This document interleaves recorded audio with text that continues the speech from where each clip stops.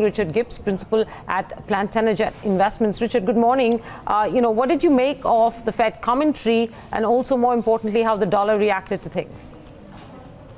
Look, I think the Fed commentary was consistent with a more rapid, normalisation process, which most people were anticipating in the markets. I think the interesting thing is the forecasts, the economic forecasts that we've had revisions for, where we've had the Fed revise up their average expected growth rate to 2.7%.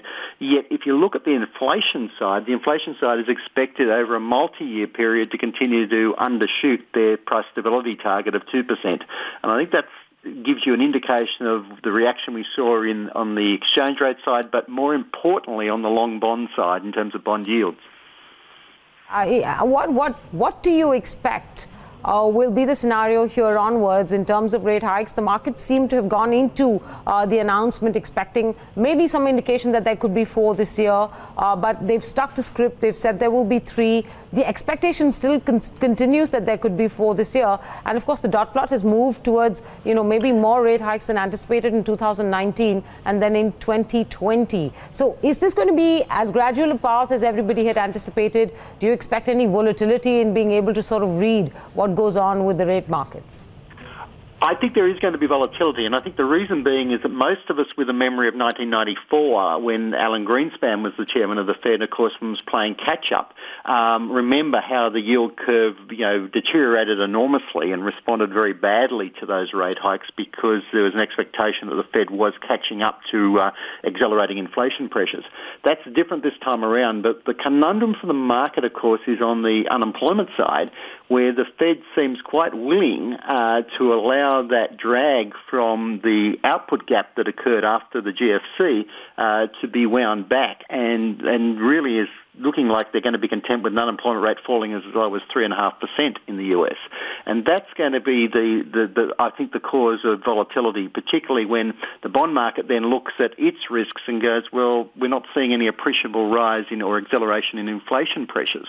So that then leaves you with an issue of, well, is there any willingness or propensity to see a rise in the credit premium for the long bonds, and that's unlikely as well. So we've really got, I suppose, an uncharted situation. We can't run the 1994 situation, which is what the markets are wary of, because that was a very damaging time, obviously, for bond and equity markets.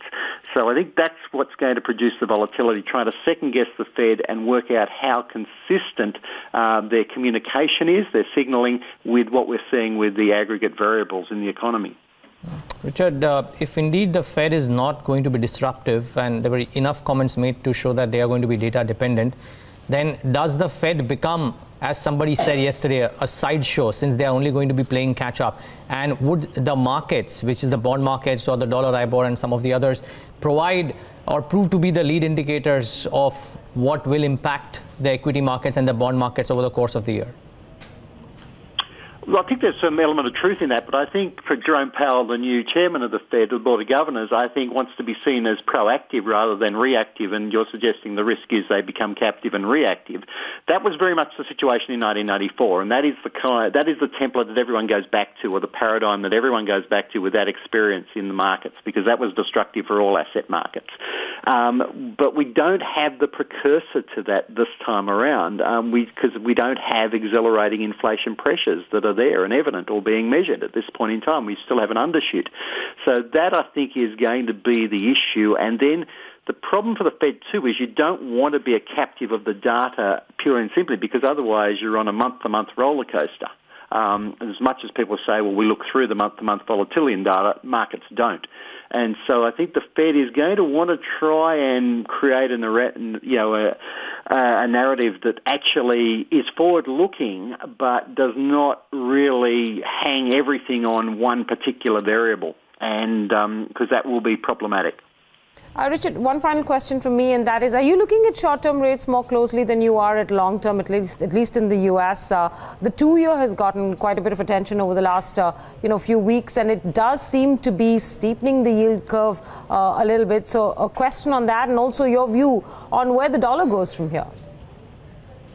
Yes, I am, because if we get a sharply inverted yield curve, that doesn't necessarily augur well for the near-term outlook for growth, of course, because it shows that you're getting an appreciable tightening. But what we do know about the US economy in particular is that it is much more financially susceptible and sensitive to long-term interest rates than short-term interest rates.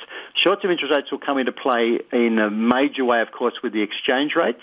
And with shorter-term capital flows, and that's the importance for emerging markets, of course, like India, what that means for those the stability or lack of stability of those capital flows. And the dollar? The dollar, I think, really will continue to track upwards. I think there'll continue to be pressure there. Interestingly, though, we've now got, of course, a major political issue there with the tariffs and the move back towards a more protectionist approach by the Trump administration, which was promised, of course, in the campaign. And if history is any guide, that is normally an undermining factor for the value of an exchange rate.